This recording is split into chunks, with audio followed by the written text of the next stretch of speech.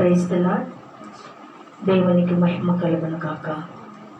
దేవునికి స్తోత్రములు. మీకందరికీ నా వందనములు.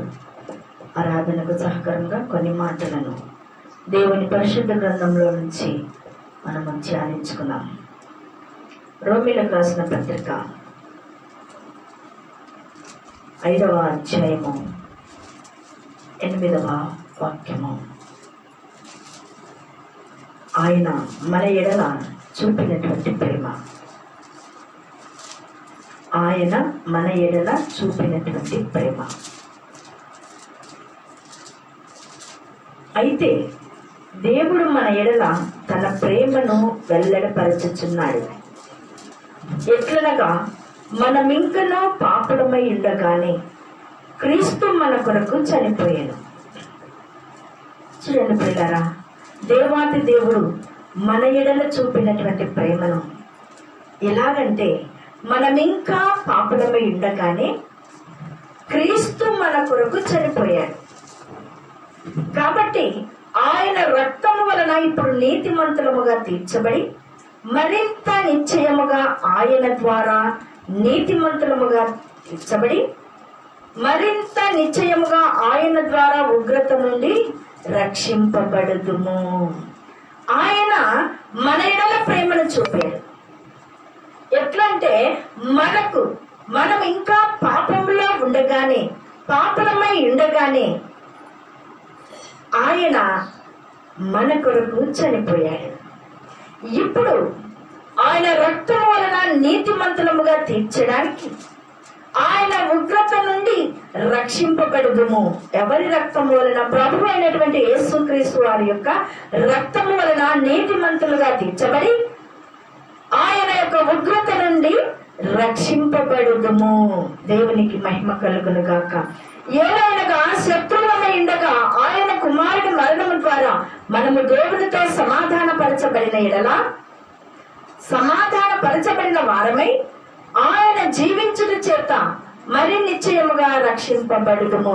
దేవునికి స్తోత్రం కలుగును గాక. ఏలైనగా శత్రువులమై ఉండగానే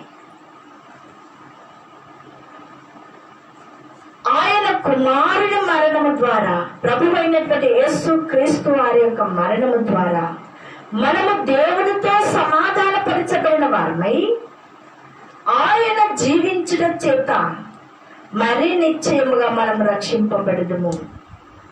ఎవరి ద్వారా సమాధానపరచబడతాం? దేవుని ద్వారా మనము సమాధానపరచబడిన వారమై ఆయన జీవించడం చేత మరి నిశ్చయముగా మనము రక్షింపబడతామట. దేవునికి స్తోత్రం కలుగును గాక. ఆయన రక్తంలో కడగబడినప్పుడు దినదినము ఆయనతో సహవాసము కలిగి ఆయన రక్త మాంసములలో పాల పంపులు పొందుకున్నప్పుడు ఇంకా నీవు సమాధానపరచబడిన వాడవై, ఇంకా ఆయన యందు జీవించడం చేత నీవు ఇంకా రక్షింపబడదువు, ఇంకా బలపడదువు. దేవునికి స్తోత్రం కలుగును గాక. అంతేకాదు ప్రియులారా, మన ప్రభువైన యేసుక్రీస్తు ద్వారా మనము దేవుని యందు అతిశయపడుచు ఉన్నాం. ఎవరి ద్వారా?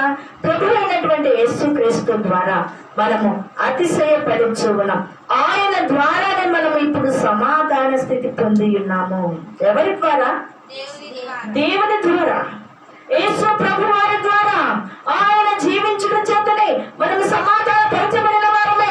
ఇంకా సమాధానముగా ఉండటానికి, ఇంకా బలముగా రక్షించుకోవడానికి, ఇంకా మనము రక్షింపబడుదుము అంటున్నాడు.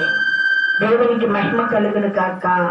మనము ఇప్పుడు సమాధాన స్థితి పొంది ఉన్నామంటే కేవలము దేవుని యొక్క కృప కనికరమును బట్టి దేవునికి స్తుతి కలుగును కాక.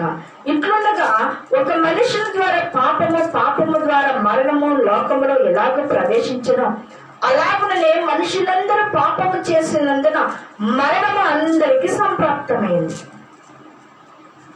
ఒక మనుషుని ద్వారా. ఎవరు ఆ మనుషుడు అంటే? ఆదాము గారి ద్వారా. మొట్టమొదటి మనిషి ఆదాము గారు.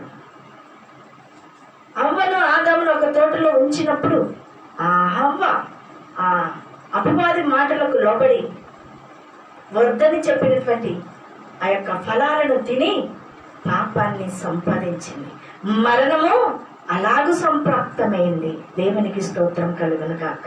దేవుడు ఇచ్చినటువంటి ఆజ్ఞను నువ్వు మితిమీరిపోతే పాపములో పడిపోతావు.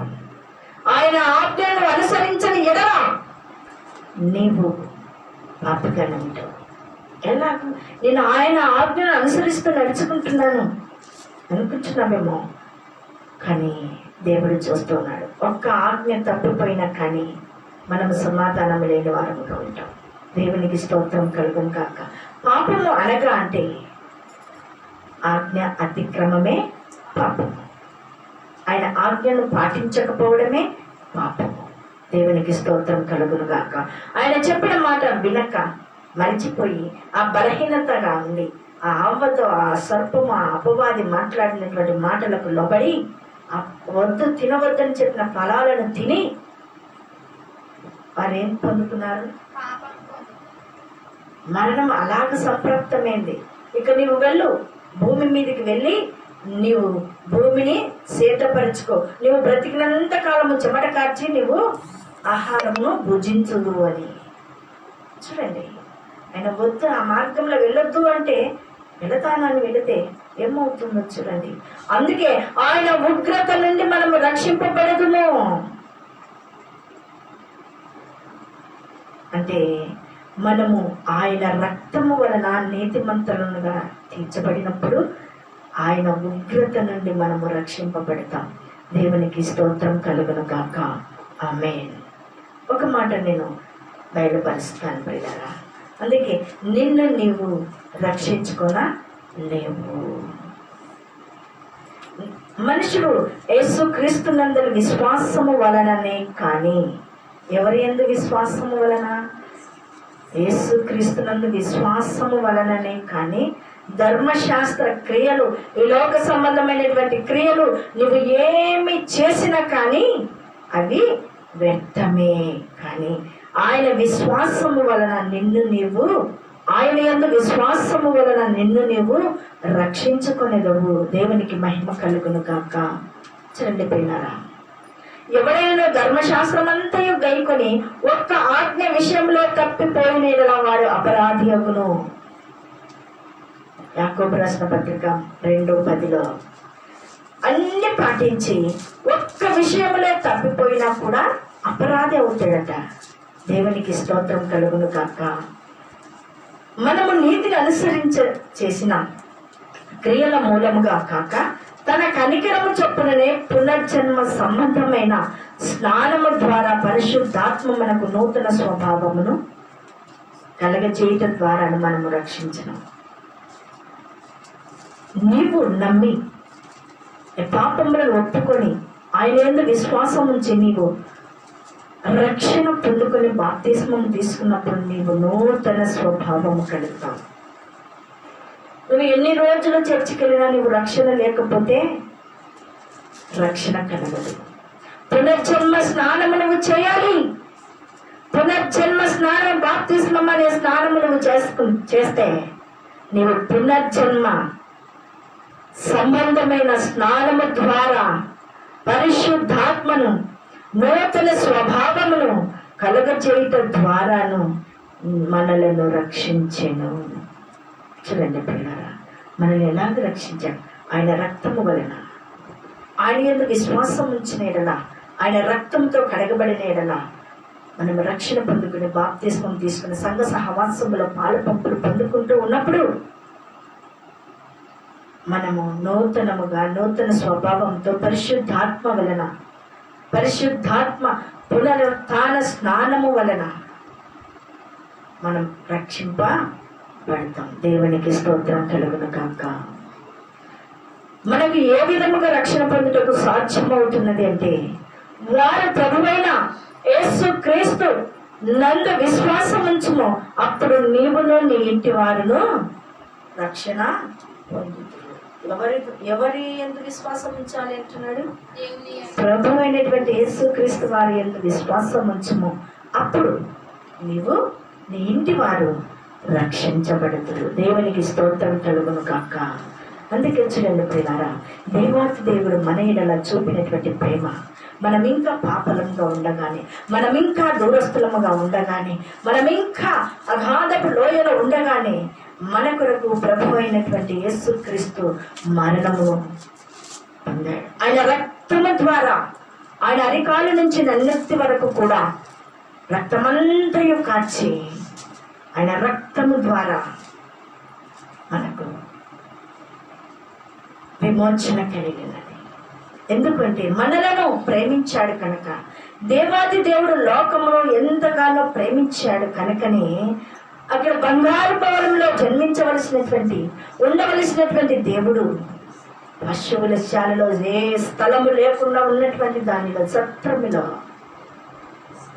జన్మించాడు. ఎందుకు? నేను దేవుని కుమారుడనని బంగారు భవనంలో జన్మిస్తే నన్ను గౌరవిస్తారు, కానీ వారు మార్పు కలగదు. నేను దీనుడుగా దరిద్రుడుగా నా పిల్లల కొరకు నేను దరిద్రుడుగా ఏమీ లేనటువంటి వాడిగా నేను జన్మించాలి అని ప్రవక్తల ద్వారా తెలియపరిచినటువంటి విధముగా ఆయన జన్మించాడు. ఎవరి కొరకు? ఎవరిని ప్రేమించాడు? మనల్ని ప్రేమించి లోకమంతటిని ప్రేమించాడు. అందుకే మనం ఇంకా పాపం వేయుండగానే, ఆ మరుగు తిప్పలో పొట్లాడుచూ ఉండగానే, ఆ దుర్వాసన అనేటువంటి ఆ మరుగులో పురుగుల పారాడుచూ ఉండగానే నీ కొరకు నా కొరకు యేసు ప్రభు ఈ లోకమునకు వచ్చి మనల్ని ఆయన రక్తమంతయు కార్చి మలమల కాలేటి మండుటిండిలో సొగసైనను స్వరూపమైనను లేక మన కొరకు అతి సుందరుడైనటువంటి దేవాతి దేవుడు ఆయన కృపా కనికరం చేత మనకు సమాధాన స్థితి పొందడానికి ఆయన మన కొరకు కలువరి శిలువలో ప్రాణం పెట్టాడు. దేవునికి మహిమ కలుగును కాక. మన ఎడల ప్రేమ చూపించాడు కనుకనే ఇది ఆయన కృపా కనికరమును బట్టి ఇప్పుడు మనము సమాధాన స్థితిలో ఉన్నాం. దేవునికి స్తోత్రం కలుగును కాక. అందుకంటున్నాడు, ఒక్క ఆజ్ఞ విషయంలోకి నీవు తప్పిపోయిన ఎడల అపరాధివి అగు. అన్నీ చేసినా కానీ ఒక్క ఆజ్ఞను కూడా నువ్వు తప్పిపోతే ఇదేం కాదులే అని అనుకుంటే దానిలో కూడా అపరాధివి అవుతావు. దేవునికి స్తోత్రం కలుగును కాక. ఆమేన్.